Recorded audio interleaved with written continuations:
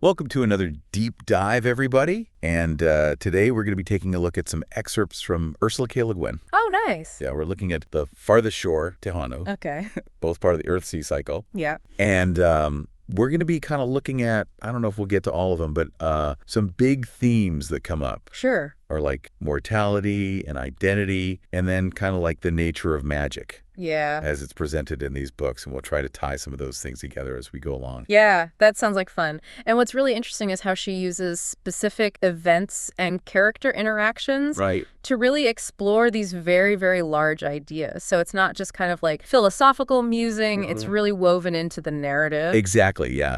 So it's not just like, oh, here's a chapter about what it means to be a person. It's like, no, it's all there in the action. So like, let's start with Sparrowhawk from the farthest shore. So we get him as this like super, kind of like the top of his game Archmage. Right. But he's also on this journey trying to figure out why magic is fading from the world. And he's also using Prince Aaron's youthful emotions to help him with his journey. That's really interesting. Yeah, and there's this one line that always really sticks out for me. And is when he says, I use your love as a man burns a candle. Right. And I always thought that was such a stark image. And, you're kind of left wondering, is this, is he exploiting this innocence? Is it necessary? Is this, a means to an end? Is this ethical? Right, exactly. And she never gives us easy answers. Right.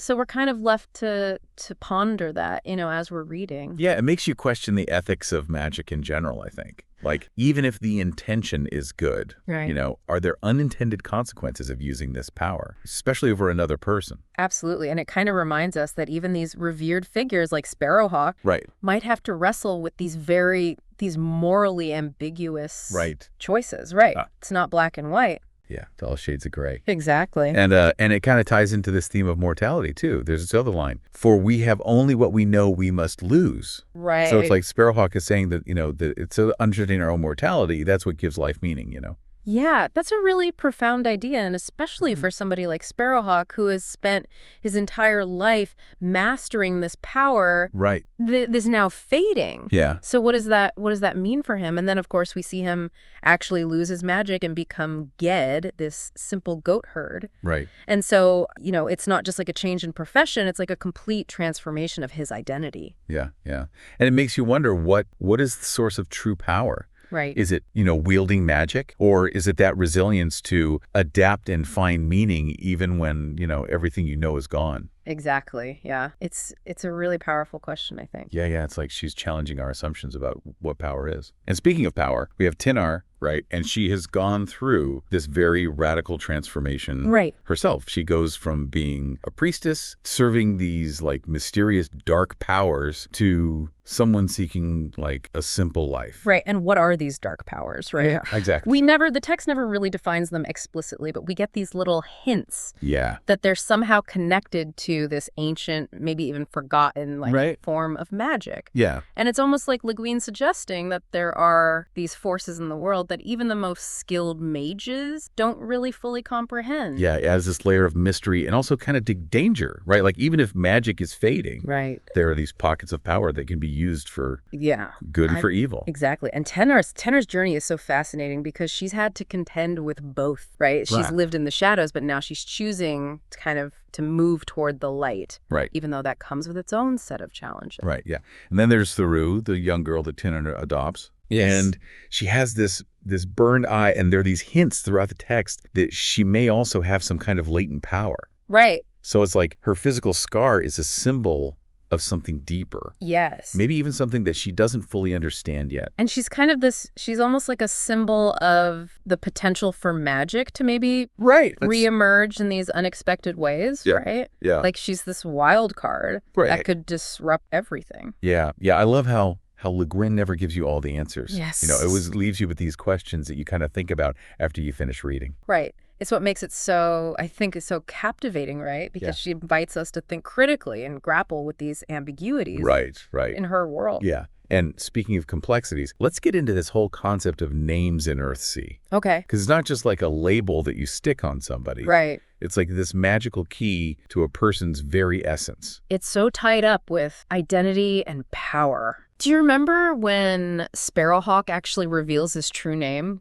Ged to Aaron. Right. That's like this huge act of trust and vulnerability, But it's also incredibly risky. Right. Because if somebody knows your true name, yes, they have that potential to control you. Right. And we see that, with the dyer who's stripped of his mother's name. He loses his sense of self. Absolutely. Yeah, it makes you think about how language can be a tool of both power and manipulation, Yeah. And then there's the old speech, the language of magic. Yes. It's described as this infinite language that names all things. Right. So it suggests that there's this profound connection between language and like the very fabric of reality. Like it's not just about communication. It's about, it's about understanding the essence of things. Yeah. And the underlying order. Right. And this kind of leads us to the dragons. Yes. Because they're not, your typical fantasy creature. Right. Right. They're like embodiments of magic itself. Yeah, they don't do magic as Sparrowhawk puts it. Like it is their substance, their being. It's part of who they are. Yeah, yeah. And we actually get to see like two distinct dragons, right? Yeah.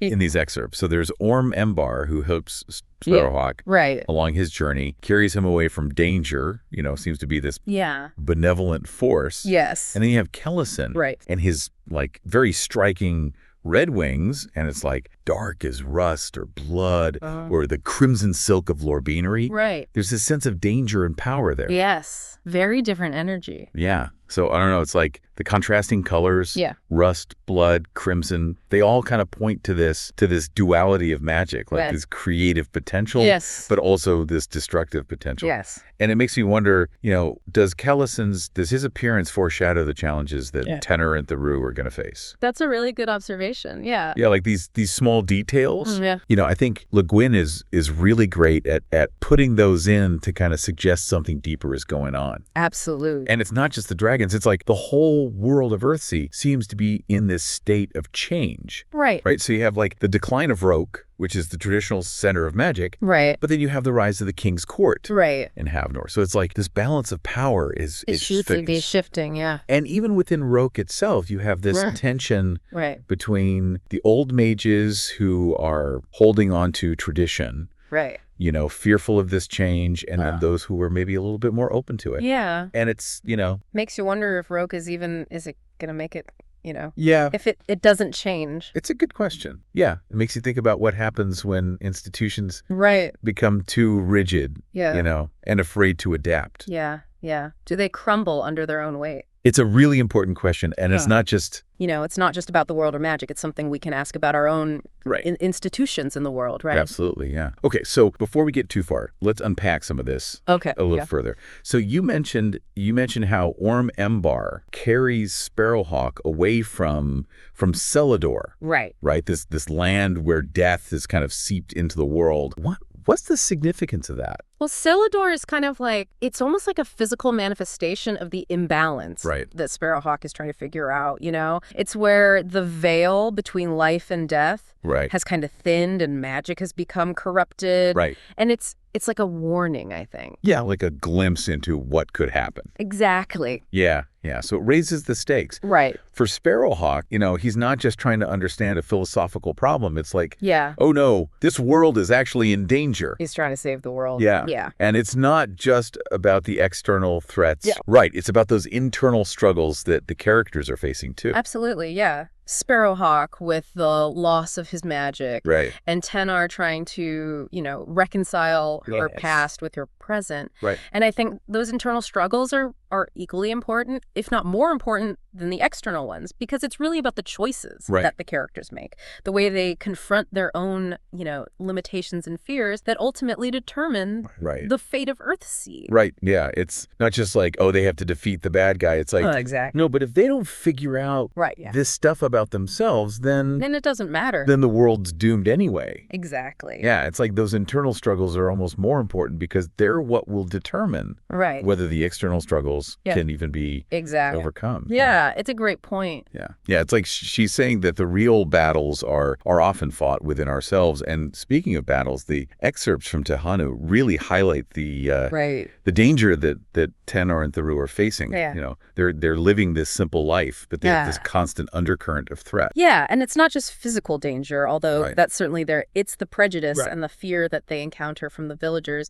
Tenor Thenard because of her past association with these dark powers, and Theroux because of her burned eye and the kind of mystery that surrounds her. Yeah, there's this scene where Thenard finds Theroux hiding. Yes. Just absolutely terrified after being attacked by this sorcerer. And it's this reminder that even in a world of magic, the most vulnerable often bear the brunt of cruelty and fear. Yes, and that scene is so powerful because it triggers this shift in Thenard.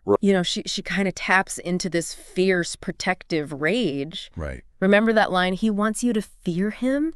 He feeds on your fear. We will starve him, Theroux. Yeah, it's like she's reclaiming her power, but it's not the dark magic of her past. It's something different. Something else, yeah. It's like this primal, instinctual thing, and it's fueled by her love for Theroux. Right, and then we have all these hints that Theroux herself may possess. Yes. Some unique power. Yes. Some people see her as a threat. Right. Others sense this hidden potential. Yeah, and it makes you wonder, is that burned eye a manifestation of that? Right. Is it a source of strength, or does it make her vulnerable? Right. Again, she doesn't give us any easy answers. Right. She leaves it. Yeah, it adds to the complexity of her character. Right. She's this child who has endured trauma. Right. But she also may hold the key to some greater destiny. It's a lot for such a young character to carry. Yeah, and then we have Sparrowhawk, or rather, Ged, as he's now known. He's no longer the Archmage.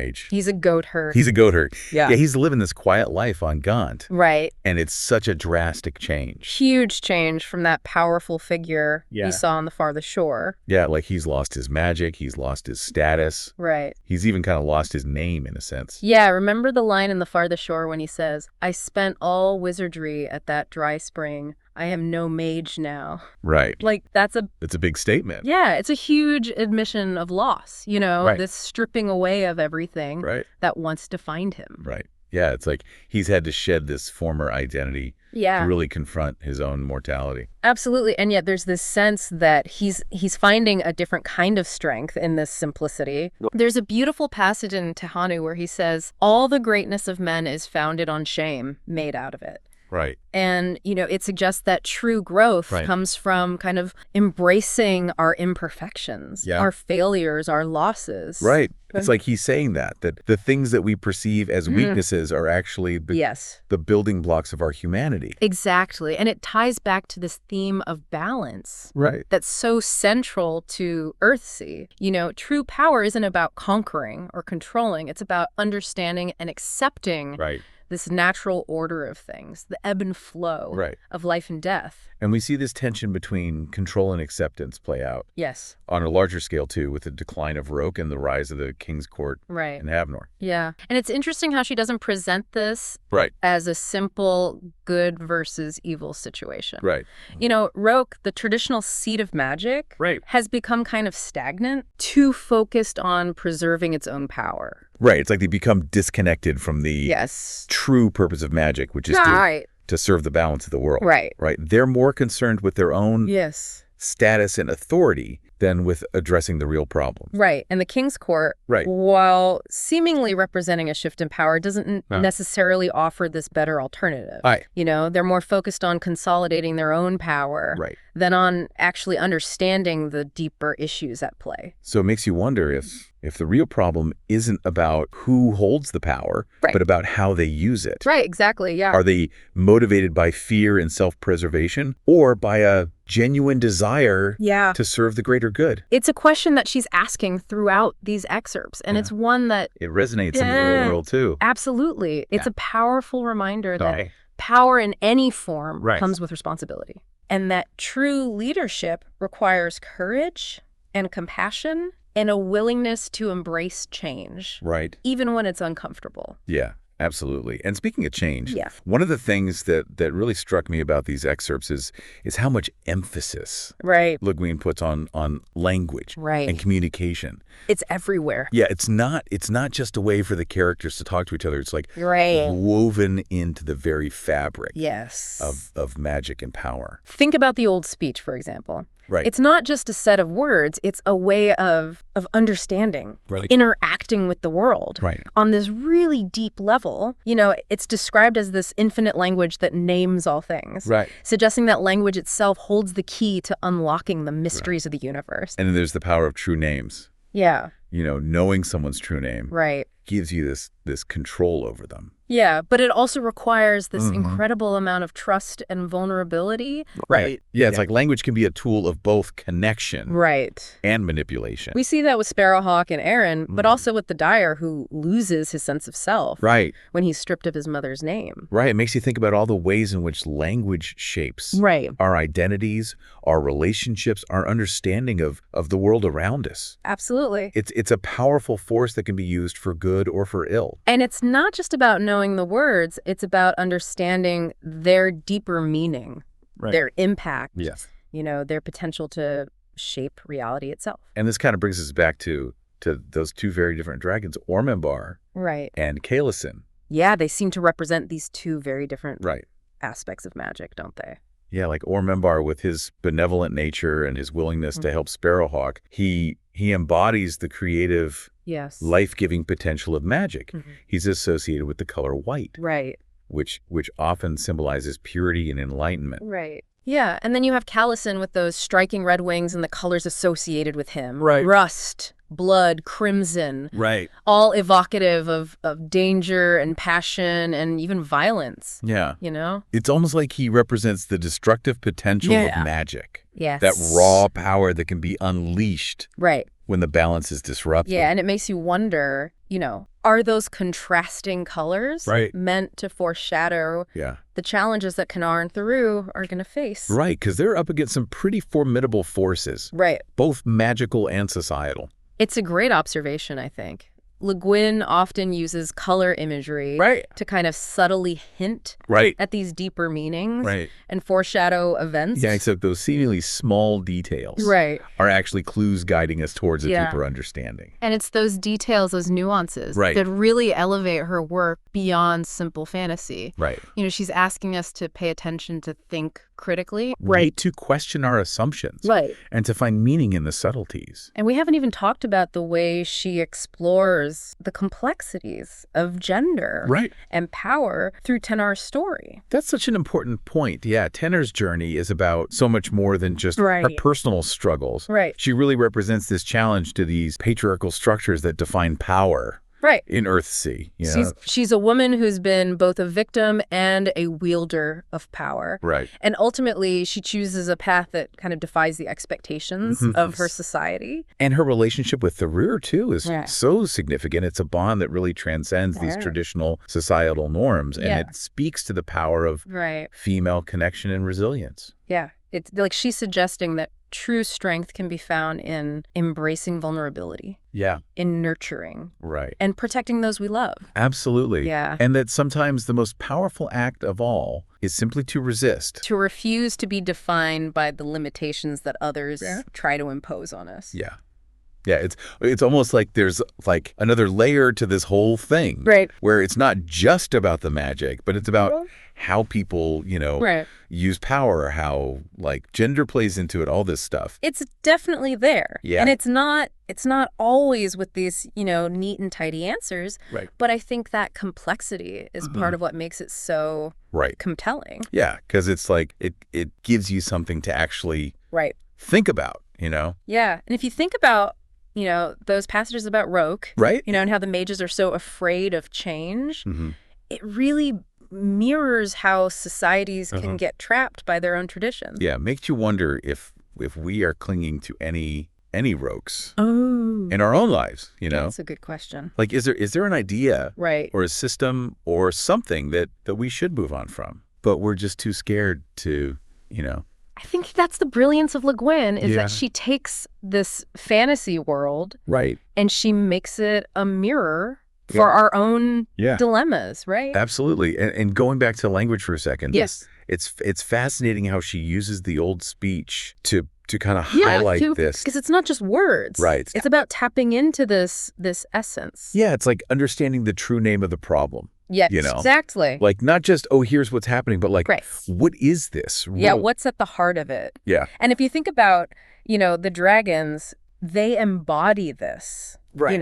They are magic. Right. There's no need for spells. There's no need for words. It's just part of their being. Yeah. Yeah. So maybe like a takeaway for us, for people listening, is that sometimes the answer isn't, more force or more control. Deeper understanding. Yeah. Deeper understanding. Yeah. Like, not trying to control the change. Right. But like, become part of it. Like the dragons are part of the world's magic. Yeah, yeah. Okay, this is going to sound super cheesy, but it's like the dragons are all like go with the flow. Okay. And the mages who are struggling are all trying to like fight the current. Yeah. And who seems happier? I like it. I'll allow the cheesy analogy because it works. Okay. And I think if we connect this to the listener, to their own life, right? It's almost like, where are you swimming against the current? Ooh, that's good. Right. And with letting go, lead to a more, powerful, even joyful experience. Yeah. That's a great question to leave people with. Yeah. But before we wrap up completely, is there anything specifically from these excerpts from The Farthest Shore and Tehanu? What really sticks with me is that both Sparrowhawk and choose paths that a lot of people would consider a loss of power. All right. But Le Guin really frames it as a gain. Right. A gain in something else. Yeah, in wisdom, in understanding the true nature of life and death. Right. So it's not just about what we choose, but it's the why. The why. Are we clinging to something that's fading because we're scared? Yeah. Or are we letting go with this understanding that something new, maybe something better, can come from that? Exactly. And I think that is a truly magical lesson. Yeah. Beautifully put. Well, thanks for joining me on this deep dive. It's been quite a journey. It has been fun. Yeah. And to everyone listening, we hope these insights from Le Guin's world spark some reflection in your own. Until next time, keep exploring.